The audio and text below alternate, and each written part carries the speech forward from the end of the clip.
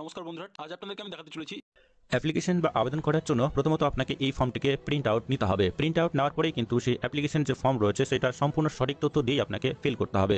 তো প্রথমত যে কাজটি আমাদের করতে হবে সেটা হচ্ছে আপনার যে পাসপোর্ট সাইজ ফটো রয়েছে বা অ্যাপ্লিকেন্টের যে পাসপোর্ট সাইজ রিসেন্ট ফটো রয়েছে, প্রথমত আমরা সেই ফটোটা এখানে দিয়ে দেবো। দেওয়ার পরে অবশ্যই আমরা নিচের দিকে চলে আসবো। নিচের দিকে ১ নাম্বার যে অপশন রয়েছে আইডি নাম্বার, তো এইটা কিন্তু অফিস থেকে দেওয়া হবে। অর্থাৎ এখানে যে আইডি নাম্বার বা সিরিয়াল নাম্বার যেটা দেওয়া হবে সেটা অবশ্যই অফিস থেকে দিয়ে দেওয়া হবে। এইটা কোনো কিছু করা দরকার নেই। দ্বিতীয় যে অপশন রয়েছে এখানে আমরা চলে আসবো। অবশ্যই সম্পূর্ণ আমাদের যে নাম রয়েছে এটা ক্যাপিটাল লেটারে কিন্তু আমাদেরকে সম্পূর্ণ সঠিকভাবে সেই নামটা দিতে হবে। দেওয়ার পরে অবশ্যই আমরা মেল ফিমেল অর্থাৎ জেন্ডার যেটা রয়েছে সেটা অবশ্যই দিয়ে দেবো। এবং এখানে আপনাকে ডেট অফ বার্থ বা জন্ম তারিখটা সম্পূর্ণ সঠিকভাবে দিতে হবে। আমরা একটু নিচের দিকে চলে আসবো। আমরা এখানে বাবার নামটা সম্পূর্ণ সঠিকভাবে দিয়ে দেবো। দেওয়ার পরে এখানে যে মাদার্স নেম রয়েছে মায়ের নাম আমরা সম্পূর্ণ সঠিকভাবে দিয়ে দেবো। দেওয়ার পরে এখানে কন্ট্যাক্ট ডিটেলসে মোবাইল নাম্বার অবশ্যই দিতে হবে, ইমেল আইডি অবশ্যই আপনাকে দিতে হবে। এবং এইখানে ৯ নাম্বার যে অপশন রয়েছে এখানে দুইটা অপশনকে অ্যাড করা হয়েছে। একটা হচ্ছে এ নাম্বার অপশনে প্রেজেন্ট অ্যাড্রেসকে সম্পূর্ণ সঠিকভাবে এখানে দিতে হবে। এবং দ্বিতীয় যে অপশনকে অ্যাড করা হয়েছে বি নাম্বার, তো বি নাম্বার অপশনে কিন্তু আপনার পার্মানেন্ট যে অ্যাড্রেস রয়েছে সেটাই কিন্তু এখানে দিতে হবে। তো আপনাদের ক্ষেত্রে যদি প্রেজেন্ট অ্যাড্রেস এবং পার্মানেন্ট অ্যাড্রেস সেম হয় তো দুটোর ক্ষেত্রে কিন্তু আপনারা সেই একই অ্যাড্রেস অবশ্যই আপনারা এখানে ফিল করে দেবেন। চলে আসবো ১০ নাম্বার যে অপশন রয়েছে অর্থাৎ ক্যাটাগরি, আনরিজার্ভ রয়েছে, ওবিসি রয়েছে, এসসি এসটি রয়েছে। তো আপনাদের ক্ষেত্রে যেটি হবে সেইটাতেই কিন্তু আপনারা এখানে টিক চিহ্ন দিয়ে দেবেন। একটু নিচের দিকে আসতে হবে। নিচের দিকে আসার পরে এখানে রিলিজন রয়েছে, হিন্দু হলে হিন্দু, মুসলিম হলে মুসলিম। অবশ্যই কিন্তু এইটাকে দেওয়ার পরে আমরা ম্যারিটাল যে স্ট্যাটাস রয়েছে ম্যারিড বা আনম্যারিড সেটা এখান থেকে টাইপ করে দেবো। পরবর্তী স্টেপে আইডেন্টিফিকেশন মার্ক যদি আপনার থাকে তাহলে এইটা আপনারা এখানে দিয়ে দেবেন। এবং যদি সেক্ষেত্রে বা অ্যাপ্লিকেন্টের ক্ষেত্রে যদি আইডেন্টিফিকেশন মার্ক না থাকে তাহলে এটা আপনারা ছেড়ে দেবেন।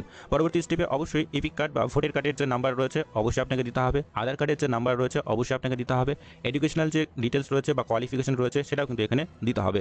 অবশ্যই মনে রাখবেন এই যে অ্যাপ্লিকেশন প্রসেস আপনি করতে পারবেন অবশ্যই কিন্তু 8 পাস হলেই কিন্তু এই অ্যাপ্লিকেশন বা আবেদনপত্র আপনি অবশ্যই জমা করতে পারবেন।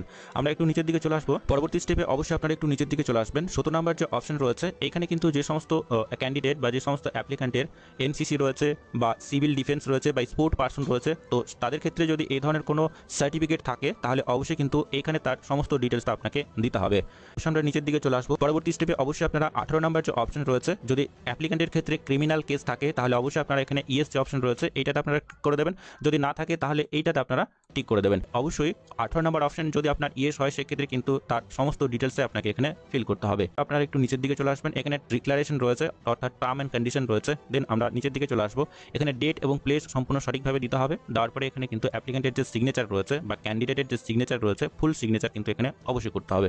ফর্মটিকে সম্পূর্ণ সঠিকভাবে ফিল করার পরে অবশ্যই আপনার যে কোয়ালিফিকেশন ডকুমেন্টস রয়েছে, এডুকেশনাল ডকুমেন্টস রয়েছে, আইডেন্টিফিকেশন যে ডকুমেন্টস রয়েছে, অ্যাড্রেস প্রুফ সমস্ত কিছু ডকুমেন্টস কিন্তু অবশ্যই হার্ড কপি এবং সেলফ অ্যাটেস্টেড করিয়ে কিন্তু আপনাদের যে নিয়ারেস্ট পিএস রয়েছে সেখানে জমা করতে হবে। তো যে সমস্ত পিএসগুলো থেকে এই মুহূর্তে বিজ্ঞপ্তি জারি করা হয়েছে অবশ্যই কিন্তু আপনারা এই অ্যাপ্লিকেশন ফর্ম সাবমিট করতে পারবেন। এবং এখনও যে সমস্ত পিএসে বিজ্ঞপ্তি জারি করা হয়নি অবশ্যই বিজ্ঞপ্তি জারি করা হলে অবশ্যই কিন্তু আপনারাও এই অ্যাপ্লিকেশন ফর্ম জমা করতে পারবেন। আজকে আমার ভিডিওটি ভালো লাগলে অবশ্যই লাইক করে দেবেন, আর চ্যানেলে নতুন হলে সাবস্ক্রাইব করে পাশে থাকা বেল আইকনে